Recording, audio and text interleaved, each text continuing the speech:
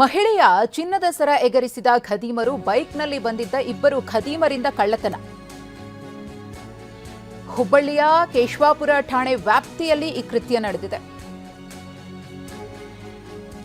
ದೇಗುಲದ ಒಳಕ್ಕೆ ಹೋಗ್ತಿದ್ದ ಮಹಿಳೆಯ ಸರವನ್ನ ಕಸಿದು ಇಬ್ಬರು ಕಳ್ಳರು ಎಸ್ಕೇಪ್ ಆಗಿದ್ದಾರೆ.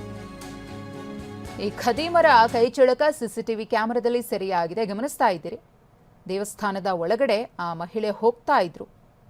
ಬಂದಂತಹ ಕಳ್ಳ ಆಕೆಯ ಕುತ್ತಿಗೆಗೆ ಕೈ ಹಾಕಿ ಸರವನ್ನ ಕಿತ್ತು ಅಲ್ಲಿಂದ ಕಾಲ್ಕಿತ್ತಿದ್ದಾನೆ. ಹುಬ್ಬಳ್ಳಿಯ ಕೇಶವಾಪುರ ಠಾಣಾ ವ್ಯಾಪ್ತಿಯಲ್ಲಿ ಕೃತ್ಯ ನಡೆದಿದೆ. ಆ ಕಳ್ಳನ ಕೃತ್ಯ ಸಿಸಿಟಿವಿ ಕ್ಯಾಮೆರಾದಲ್ಲಿ ಸೆರೆಯಾಗಿದೆ.